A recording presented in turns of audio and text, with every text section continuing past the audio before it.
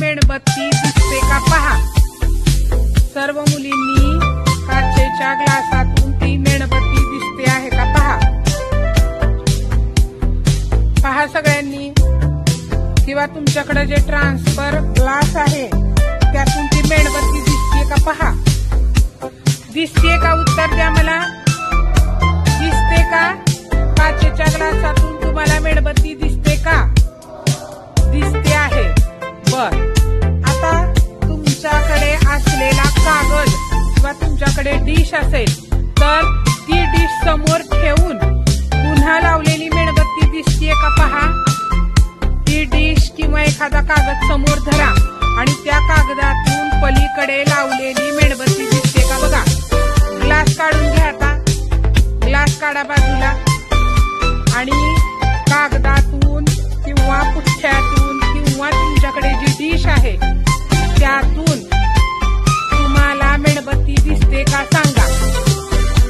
नाही दिसत, म्हणजे काचेच्या ग्लासातून तुम्हाला मेणबत्ती दिसली परंतु पुठ्ठ्यातून किंवा डिश मधून किंवा कागदाच्या पलीकडून तुम्हाला मेणबत्ती दिसली नाही, बरोबर। म्हणजे काच ही काय आहे? पारदर्शक आहे आणि पुठ्ठा किंवा कागद हे काय आहे?